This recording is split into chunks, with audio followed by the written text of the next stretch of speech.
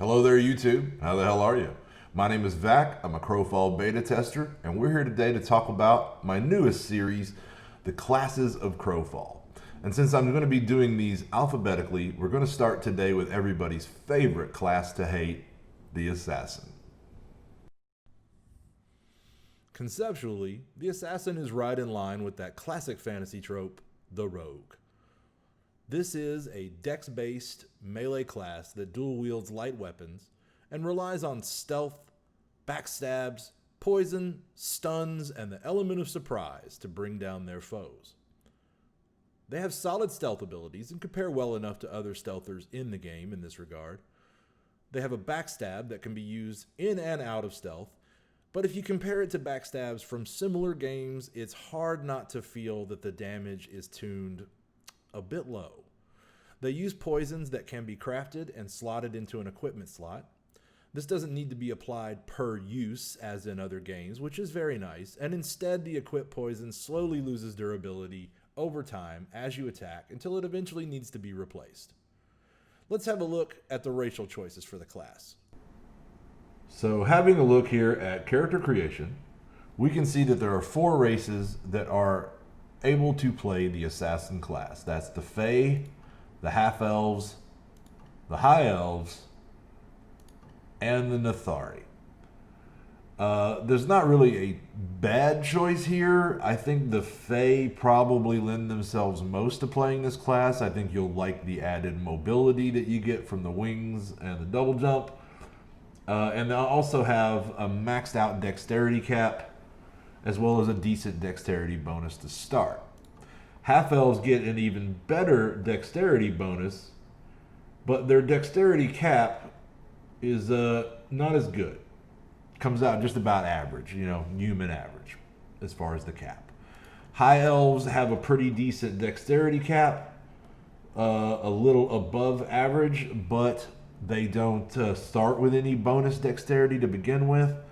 And then Nathari are probably not a good choice for this because they neither start with an above average dexterity cap, nor do they have any bonus dexterity to begin with. So again, I think Half-Elf and Fae are your two best choices here. I went Half-Elf, having played with them for a while, I can say. Probably should have gone Fae. Probably should have gone Fae. But in the end, there's no bad choices here. Just pick the race that you think appeals to you the most and enjoy your Assassin.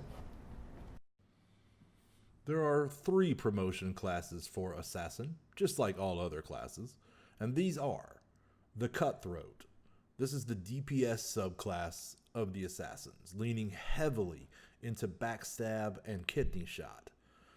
The class's damage becomes more acceptable under this configuration, but wearing leather armor and having a distinct lack of mid-combat escape abilities, you're all glass with only a little cannon. Next up we have the Blackguard, which is what you're seeing here. Generally regarded as the best subclass, this is a tanky and sustainable build for Assassin that relies on lifesteal, self-barrier, and an upgrade to mail armor to keep them alive and doing work for much longer than the other two choices. A dead Assassin does 0 damage. Lastly, there is the Vandal. This is a crowd control build that relies on bleeds, stuns, and an interesting passive ability that will save you from a death blow. Still, with leather armor and low hit points, some extra CC and a get out of death free card that only works once per 5 minutes is only going to go so far. Lacking the damage of Cutthroat and the sustain of Blackguard, this is regarded by many as the weakest of the subclass choices. So there we have it, the much maligned Assassin class. You'll hear a lot of people say that this is the worst class in the game. And while perhaps a bit of an overreaction, they're not necessarily wrong. In PvE though, you would hardly notice it. Blackguards especially are more than capable of taking down the PvE in the game. They make reasonably good characters for farming and harvesting in the PvP zones, as they can handle what you want to do, but still they are able to escape trouble when they see it coming. Where you're really going to notice it is in PvP.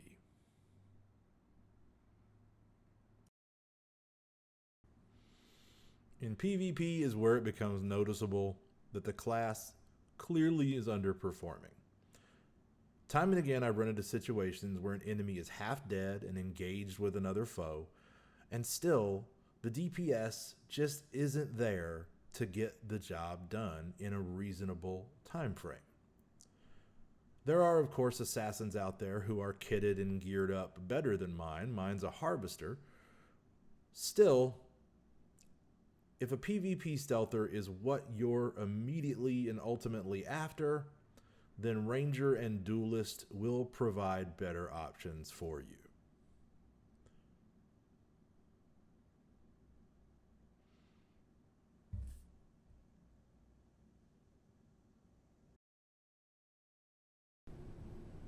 So there you have it.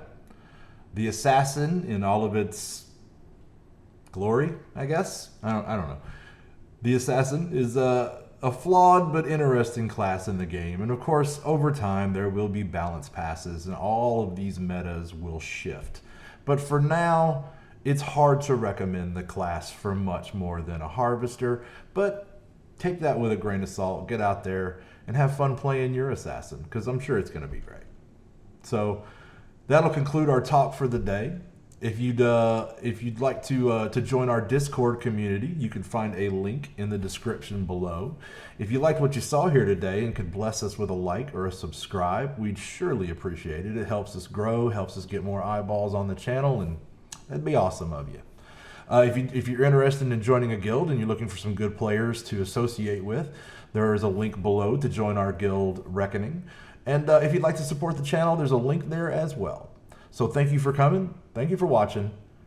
Till I see you guys again, be cool. Keep gaming. I'm Vac. Now I'm out of here.